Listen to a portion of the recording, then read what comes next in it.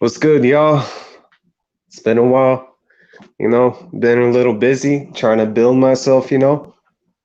That way I could start like doing a lot more stuff for this platform, getting everything together, all of that other stuff. But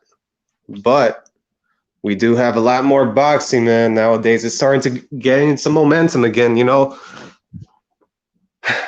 don't know if you guys have heard already, but recently in my state, the name that you see, obviously, of this channel, they were talking about uh not allowing, well, I shouldn't say not allowing, but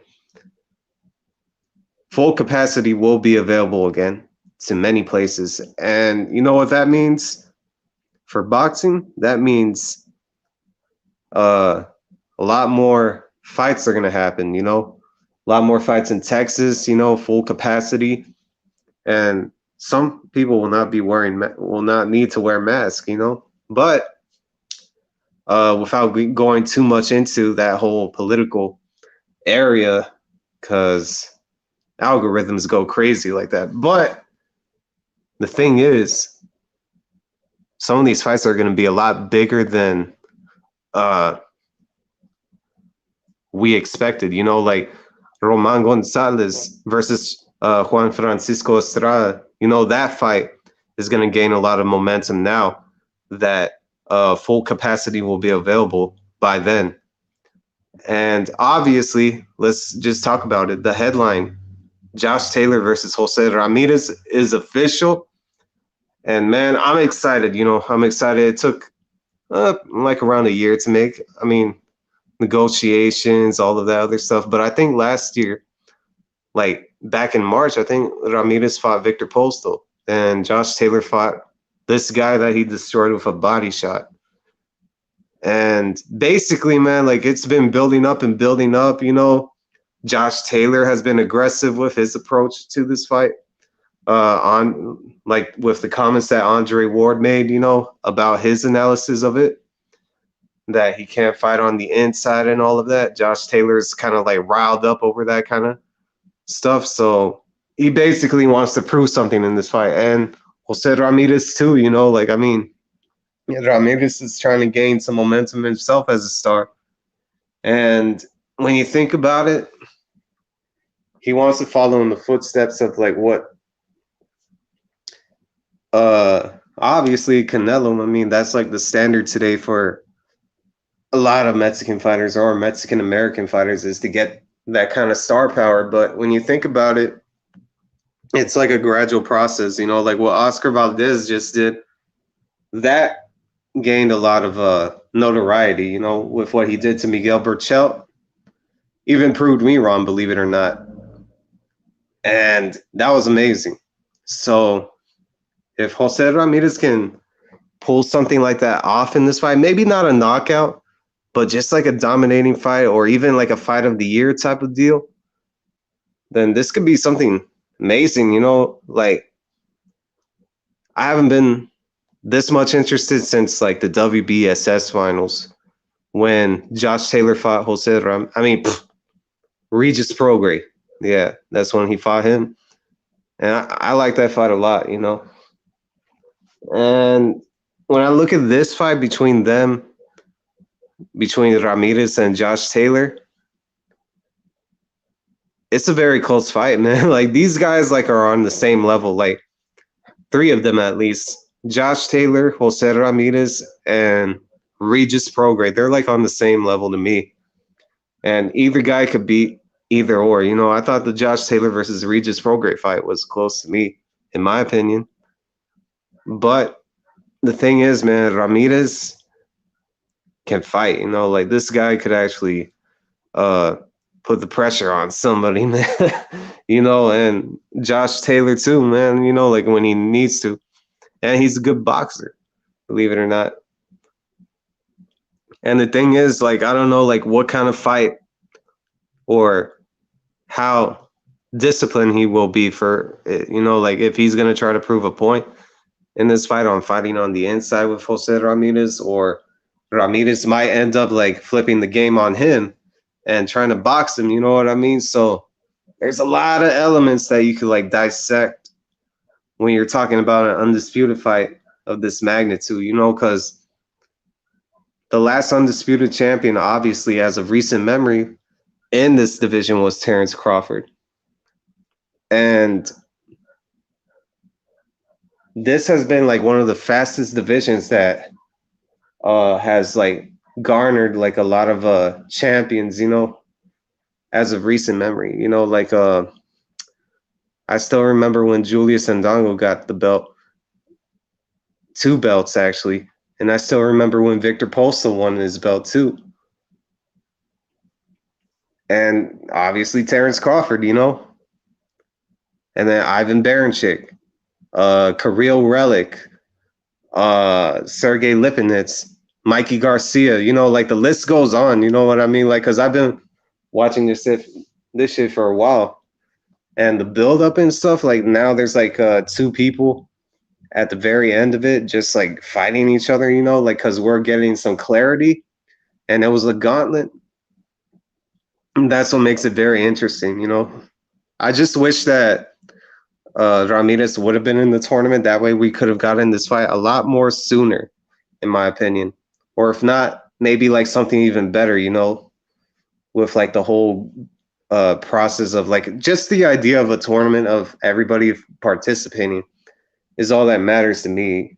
And just basically like the whole promotion and stuff. So when I look at this fight, Ramirez has like a lot that he has to deal with, like the boxing ability of Josh Taylor, and Josh Taylor has to deal with like the jab, the hooks, all of that other stuff. And my biggest issue going into this fight is exactly what Andre Ward was saying, you know, because I saw exactly what he was saying. I know Josh Taylor didn't agree with what he said about his inside game, but I understood where he was coming from, because Josh Taylor does get into fights on the inside a lot. And the thing is, like, he doesn't last too well. Like, I mean, it's not that he doesn't last too well, but he's not like as efficient as he is like boxing, you know. But to his credit, I did see him pose some issues for Regis Prograis on the inside, and Regis Prograis was boxing him, you know. So that's something to take into consideration, that I could agree and disagree with what Andre Ward said. But as for the Ramirez side, I mean, like, I saw his fight with Victor Postal, man. He showed a lot of vulnerability. I don't really remember the scoring of that fight, but I know that he had a lot of trouble with Victor Postal, and I thought he would knock out Victor Postal, in my opinion. And looking back at what Victor Postal did, you know, like against Josh Taylor, I could tell that Victor Postal was always like that guy, you know, that could have actually won some of those fights. Because I do remember the nasty scoring back in the fight with Josh Taylor, you know, like that one judge, not the other scorecards, but that one judge that scored all those rounds for Josh Taylor. I thought that was nasty. You know, that was a BS type of deal. But it is what it is, man. I mean, Victor Postal has always posed a problem for a lot of fighters, man. And, you know, like, even though he hasn't, like, won officially some of these fights, it's a testament to what Terrence Crawford did at that division, the way that he dominated, you know, with an iron fist, you know, going into back-to-back fights with all those guys, man. Especially what he did with Julius Ndongo, you know, like coming off those back-to-back unifications in other countries and stuff. You know, when he knocked out Troyanovsky in Russia, and then like when he dominated Ricky Burns over there, and yeah, over there in Europe. I forgot where Ricky Burns is from, man. But either ways, man, like Victor Postal is not somebody like that you could just walk over and stuff, you know. The guy can take a punch. The guy at certain times, man, like the thing is, he has that Eastern European style of like not thinking too much outside the box and stuff. And that basically kind of like costed him like a lot of these fights to be very close with like the top uh opponents right now, you know, like Josh Taylor, Jose Ramirez, like those guys, you know. And when I look back at Terrence Crawford's reign there, like in my opinion, man, Terrence Crawford would have dominated that division for years if he had stayed there. You know, like if he, I don't know, like if it was like a weight issue thing or he just wanted to jump up to welterweight so he could be in that mix with like the other champions there. But he really easily could have like dominated that division, and Josh Taylor and Jose Ramirez would not even be a thing.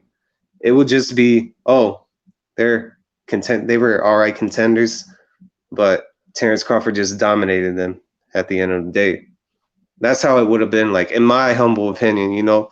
So don't really get mad at me, man. I mean, that's just my thought process. I mean, look at what Terrence Crawford did to an undefeated Victor Postol, man.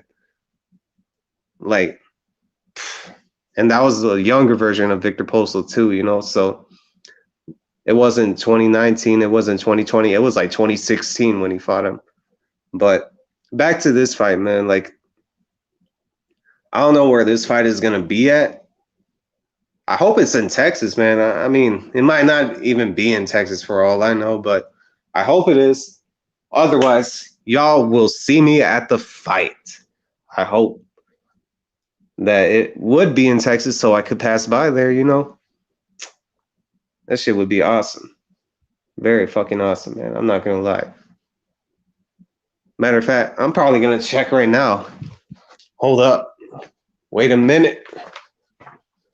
Wait a minute. Gotta check something, man. Gotta check the date and the venue.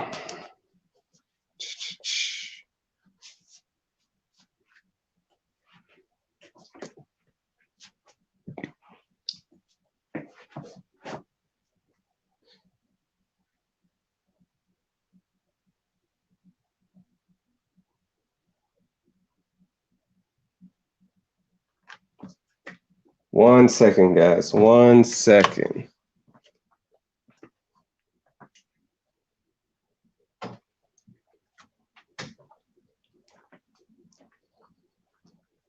Okay, it's happening on May 22nd. Okay, where's the venue? Las Vegas, Nevada. Oh, well. Yes, no Texas, man, but hey, it is what it is, you know? I'm still going to watch it. I don't care what anyone says. It's a good-ass fight, man. It's a very good-ass fight. 5 stars. You know what? I'm going to start a rating for every single big fight that's happening, you know? I'm going to give it like 5 stars, 4 stars, 3 stars, 1 star if it's a shit fight. If they get announced, obviously. And I'll probably do a rating after the fight, you know, to see like if it lived up to the expectation, of course. But I don't think this fight will disappoint. Not at all. Not at all. But another fight I think got announced. Let me see. Let me see. Hope I'm not wrong or anything. I don't want to name it just yet. But I hope it's true.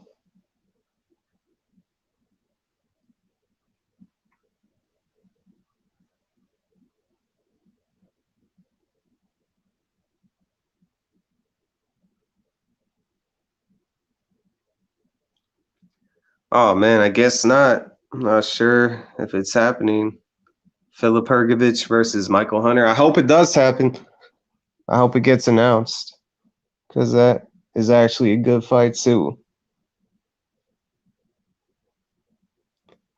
Because Hergovich is dangerous, man. I don't care what anyone says, man. Like, that guy is very dangerous. I don't really understand why everybody was overlooking him and Joe Joyce, you know. Those guys are uh, dark horses, man, when you think about it from the other contenders and everything. And also Tony Yoka, too, believe it or not. And I think Tony Yoka is fighting next week or this week. Completely forgot. My scheduling is off. My timing is off. I apologize for that too, guys, but it is what it is. But also, I wanted to talk about the Juan Francisco Estrada versus Roman Gonzalez Chocolatito fight. That's a good fight too. Very good fight. Rematch from what, like 2014, 2015, the fight that they had a long time ago, man. A long time ago. Roman Gonzalez came off a lot of things, like his first loss to Sword Rungvisai.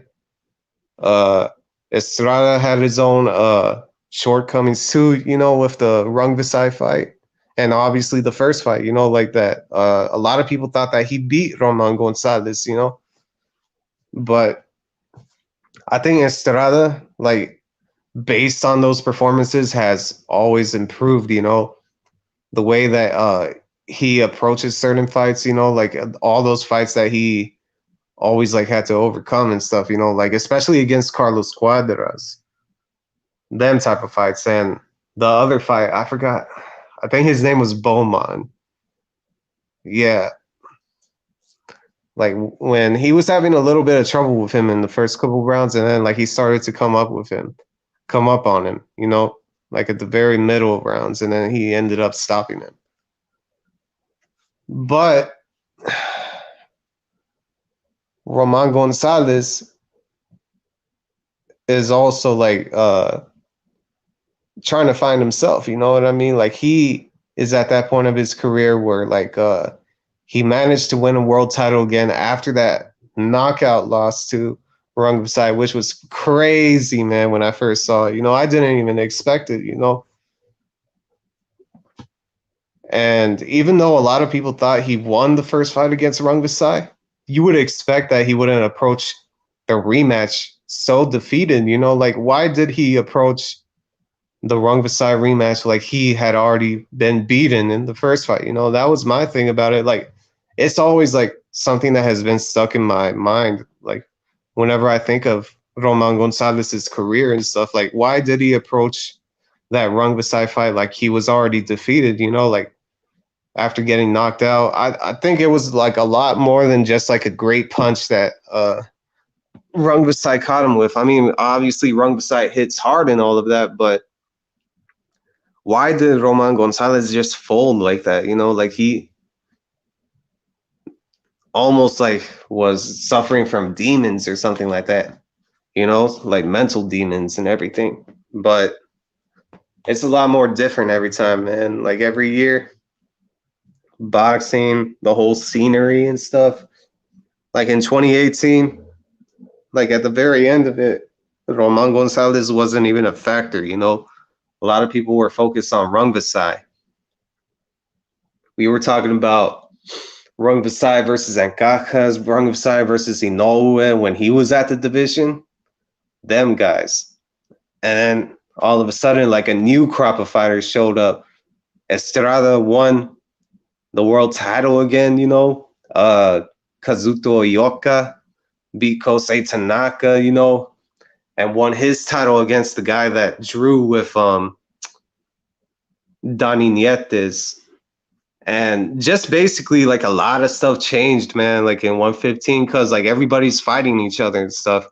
And they're good fights too, So like I can't really fault anyone that tries to rank one of those guys as a pound for pound fighter, because them guys are always mixing it up with each other with former champions, multi-division champions, all of that. But when I look at this fight between Estrada and Roman Gonzalez, it's going to be a lot more different, man, than the first fight, because like you have to give credit to Estrada that he has improved, as I said before. And I think his punch placement is going to be a factor in this. It's because like I need to watch a little bit more film study on Roman Gonzalez because his approach has changed a little bit before like the whole Rungvisai situation compared to the whole Rungvisai saga and stuff, you know, like post that time frame. So actually I'm thinking of doing a film study first before I go too deep into this fight, you know, because this could be very competitive, you know, because like Roman Gonzalez probably has it in his mind that he already beat Estrada, you know, so that could be something that triggers him mentally into not being as like cautious as he has been in certain performances after the Rungvisai fight. And also like something could be bothering Estrada, but I don't see it bothering Estrada because Estrada probably has in his mind that he won the first Gonzalez fight. So yeah, that's something interesting, man. Very interesting. So I'll probably do a fight week breakdown and prediction later on in the week. Uh, let me see if it's happening this weekend. Hold up. Hold up. Like I said, guys, my scheduling is off and all of that.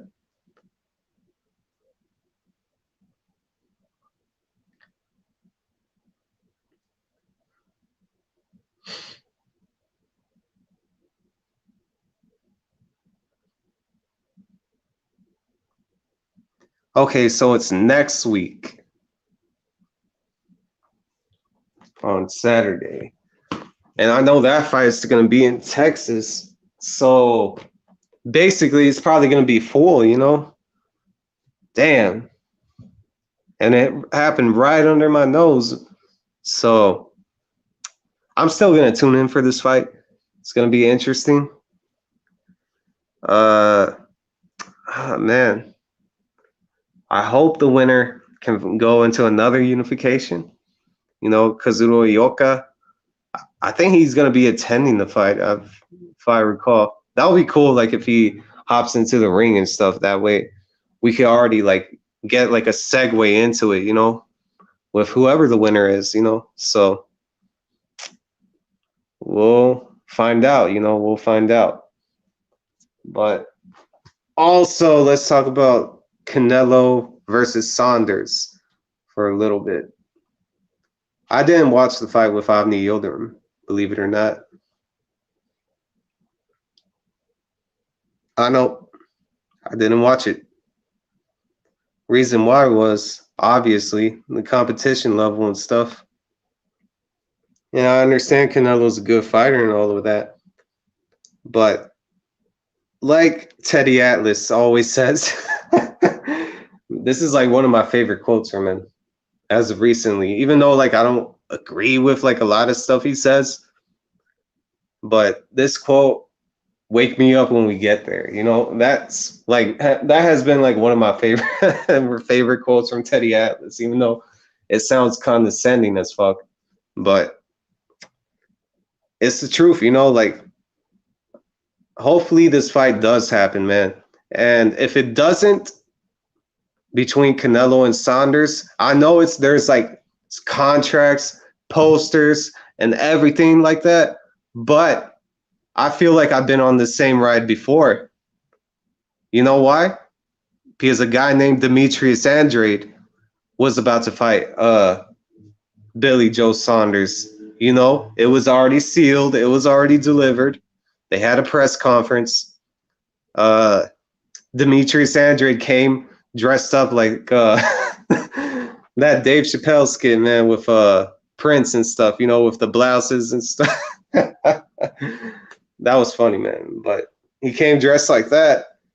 And basically that fight didn't even happen at all because Saunders, obviously, it came from Saunders' side. You know, y'all can look up that entire story.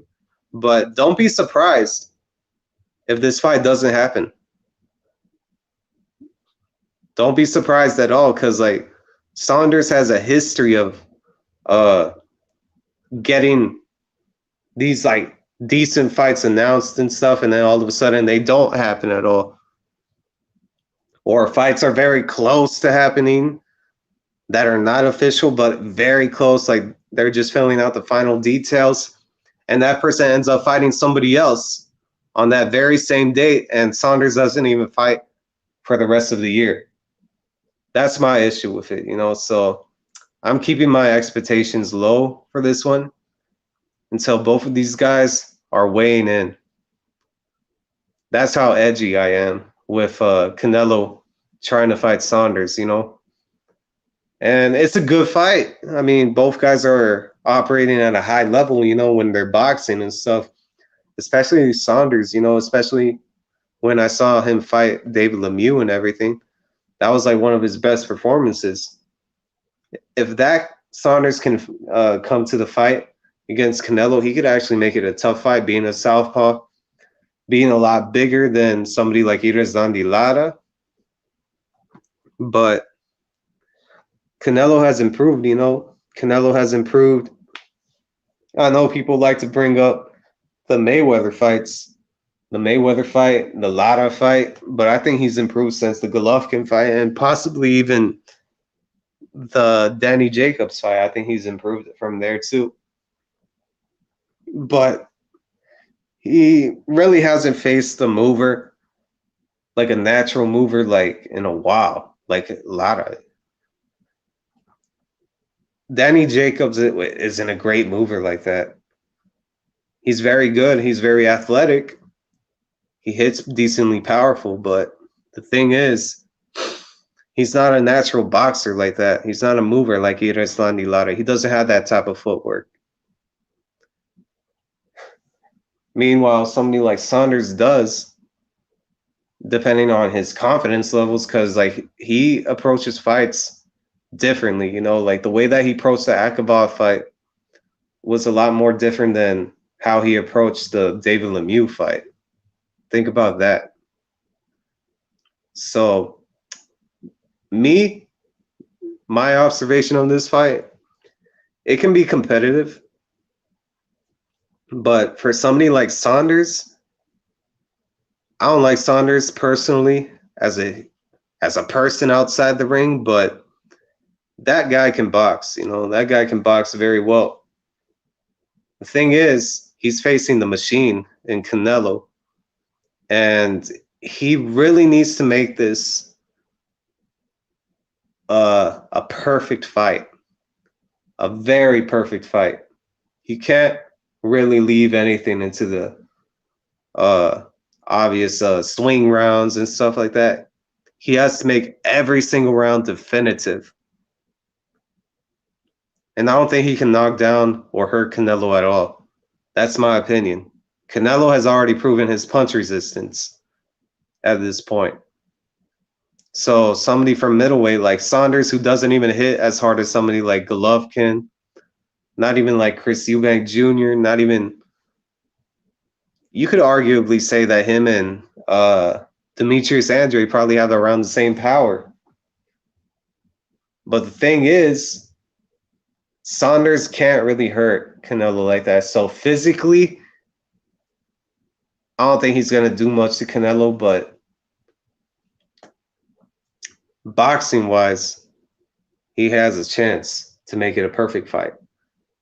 So it all depends at the end of the day. That's my thought process on it, but it has to happen first. I have to see a weigh-in. I'm very edgy about it. I'm not as excited as everybody else is. And that's not like a knock on Canelo or anything, you know, because he is taking a unification bout by fighting Saunders. So that's not my issue. My issue is all on the part of Saunders, because I know Canelo, when he makes the fight official, there is never any pullouts or anything like that. It's official when it comes to Canelo, except for that time back in 2018, you know, early 2018 of May, when the second Golovkin fight was supposed to happen early in that year. Besides that, every single Canelo fight has never been pulled or anything. So based on Saunders' history, I'm kind of skeptical. Let's just leave it like that. You know, like in terms of pulling out of fights and stuff like that. So once again, let's find out. But anyways, just want to do like a quick little wrap up about boxing, you know.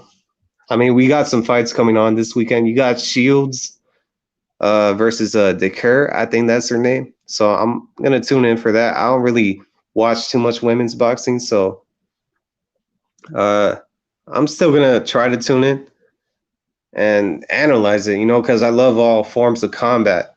And if you guys ever want to hear me uh, look at MMA or Muay Thai or any form of combat sports and stuff like that, or look at any fights, I'm interested. You know, I'm always willing to learn about other combat sports and stuff because I love fighting at the end of the day, or any form of fighting. You know, like people can fight on the streets and stuff like that, and you know, like all them world star videos and stuff like that. I'm very interested in watching those type of videos. So that's just me. I don't know what it is, what my fascination is with that kind of stuff. You know, with combat, hand to hand combat, by the way. But I always loved it since I was a kid. I watched it in every single form, you know, whether it be cartoons, anime, video games, fighting games. I mean, too. I always loved it. But that's just me at the end of the day. But I appreciate y'all for those of you who are going to come in or who left a like, dislike. So, right, if you dislike, go for it. But it's just going to make my channel grow even more, you know? So basically, it's like double-edged sword or something like that. I don't even know if that applies in this scenario. But anyways, appreciate y'all stopping by too, because I saw some people stop by, but I'm about to shut this down. Might do another one this week, but I know I'm definitely gonna do one for the Roman Gonzalez versus Juan Francisco Estrada fight. So keep an eye out for that, and whatever fights are coming up, you know. So it is what it is. Take care, y'all. And hopefully we get more of these fights since Texas is opening up. But I'm about to go, y'all. Peace.